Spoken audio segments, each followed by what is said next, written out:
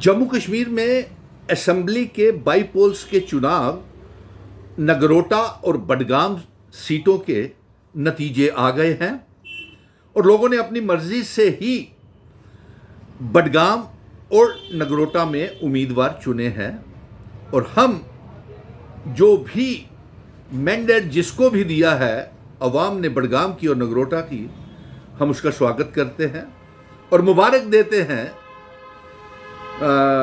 हमारे मित्र देविंदर सिंह राणा जी की बेटी दिव्यानी राणा भारतीय जनता पार्टी की उम्मीदवार के तौर के ऊपर नगरोटा से जीत गई हैं और आगा मुंतजिर पीडीपी के मैंडेट के ऊपर जीत गए हैं। इसलिए पीडीपी की अध्यक्षा प्रेसिडेंट महबूबा मुफ्ती जी को भी मुबारकबाद है और नगरोटा की आवाम को भी और बडगाम की आवाम के साथ जैसा आपने फैसला किया उसका हम सम्मान करते हैं। लेकिन अफसोस इस बात का है कि जम्मू कश्मीर में इंडिया अलायंस या इंडिया ब्लॉक टोटली खत्म हो गया है, क्योंकि जो उसके हिस्सेदार पॉलिटिकल पार्टीज इंडिया ब्लॉक में थी वो आपस में ही लड़ झगड़ करके इंडिया ब्लॉक को जम्मू कश्मीर में उन्होंने खत्म कर दिया।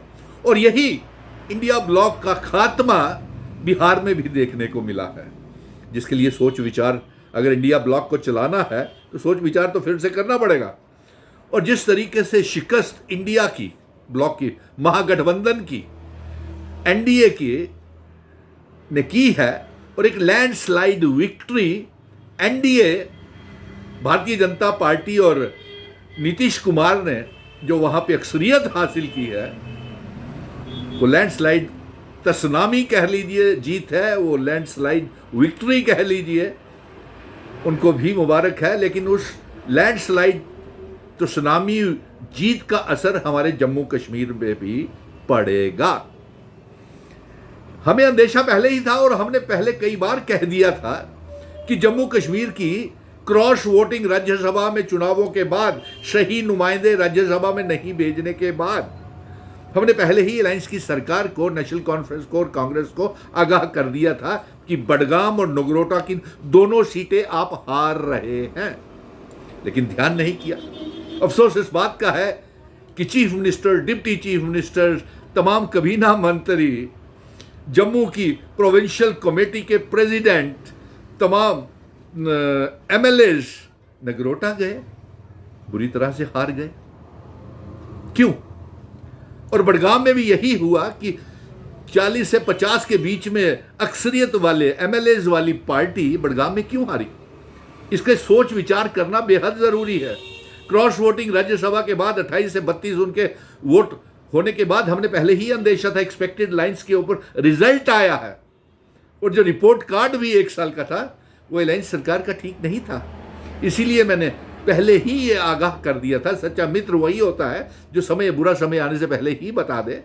और हमने डॉक्टर फारूक अब्दुल्ला को और उमर चीफ मिनिस्टर को ये कह दिया था कि अलायंस की सरकार जिन वादों को लेकर के बनी है वो वादे 16 अक्टूबर के बाद जहां पे आपको बिठाया था, सरकार बैठी थी, आप एक भी कदम उन वादों को पूरा करने के लिए नहीं उठा सके हैं।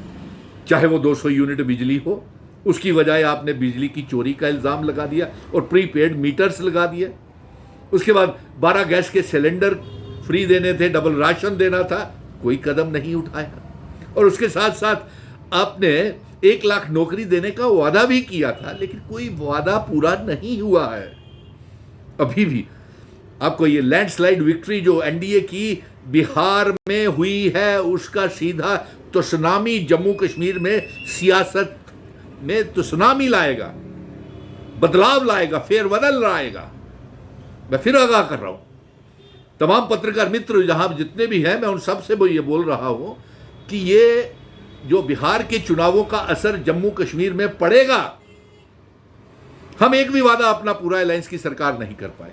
आप रियासत का दर्जा वापस नहीं ला पाए, आपने आर्टिकल 370 की बात नहीं की, आपने स्टेट सब्जेक्ट शुरू नहीं किया, अपना आइडेंटिटी, कल्चर, डेमोग्राफी, इतिहास बचाने के लिए कोई कदम नहीं उठाया, सिवाय जमा जवानी खर्चे करते रहे। और उसका अंजाम आज आप बडगाम भी हार गए और नगरोटा भी हार गए।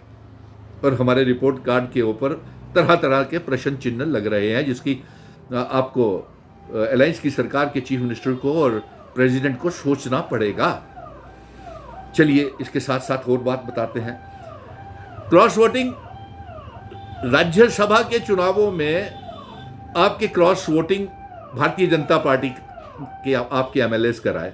आगा रउल्ला और मियां अल्ताफ आपसे नाराज चल रहे हैं, आपने उसकी भी परवाह नहीं की। जगाया था आपको मैंने, क्योंकि आपका सच्चा हमदर्द था, मित्र था। क्योंकि इस सरकार को बनाने के लिए 5 अगस्त 2019 के बाद आप सबको इकट्ठा करने के लिए अभी भी वक्त नहीं गुजरा है। एक मंच पे आ जाइए, वरना आप रियासत का दर्जा कभी हासिल नहीं कर पाएंगे। इसलिए मैं डॉक्टर फारूक अब्दुल्ला, उमर अब्दुल्ला, महबूबा मुफ्ती, कांग्रेस के तारिक अहमद करा, रमन भल्ला, चौधरी लाल सिंह और जितने भी नेता हैं वहां पे कांग्रेस वर्किंग कमेटी के, एक मंच के ऊपर आ जाइए, वरना आपको रियासत का दर्जा भी वापस नहीं मिलेगा। और ये सरकार अब अगला कदम राज्यसभा की क्रॉस वोटिंग के बाद 14 से 18 एमएलएज फारूक साहब और उमर साहब आपके भारतीय जनता पार्टी के संपर्क में है, और वो सरकार अब किसी भी समय टॉपल हो सकती है। चलिए, आज जो भी लोगों ने फैसला किया वडगाम के और नगरोटा के, उसका हम सम्मान करते हैं। उन्होंने जो सही किया वही लगा, और आपको अलायंस की सरकार को सोचना पड़ेगा, चुनी हुई सरकार को सोचना पड़ेगा कि आप ये दोनों सीटें क्यों हार गए, जबकि मुख्यमंत्री, deputy chief minister, provincial committee के प्रेसिडेंट्स, तमाम एमएलएस नगरोटा सीट के ऊपर कैंपेनिंग कर रहे थे। फिर नगरोटा के लोगों का दिल क्यों नहीं आपने जीता?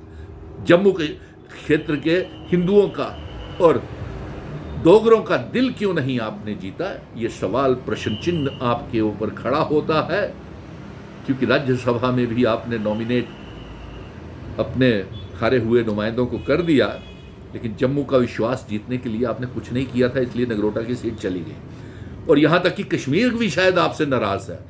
आगा राउल्ला, मियां अल्ताफ